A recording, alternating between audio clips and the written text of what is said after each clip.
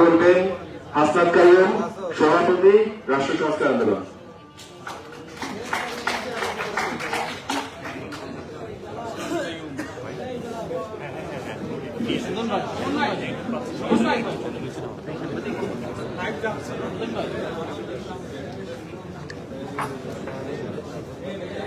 প্রিয় উপস্থিতি,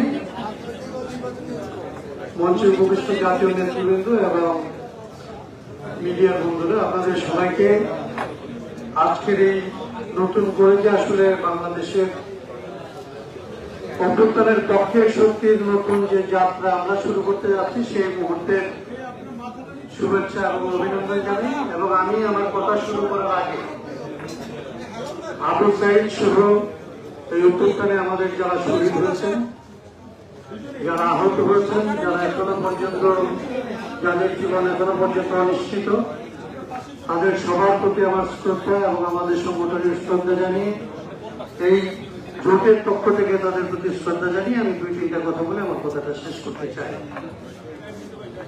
আপনারা জানেন আমরা একটা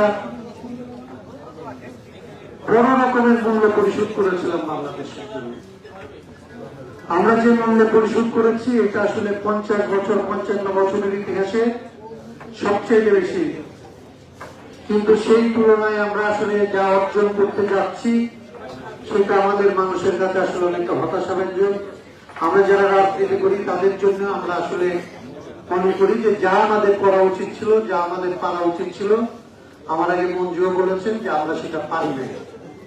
কিন্তু আমরা বিশ্বাস করি, আমরা এটা খুব দৃঢ়ভাবে বিশ্বাস করি যে আমরা এটা না পারার কোন অধিকার বাংলাদেশে আমরা যারা রাজনীতি করি আমাদের নাই। এটা আমাদের পারতে হবে এবং যে পারার চেষ্টাটার জন্য আজকের যে ঘোষণা, যেটা আমার করে নাই ঘোষণা করবেন, এই ঘোষণাটা না পারা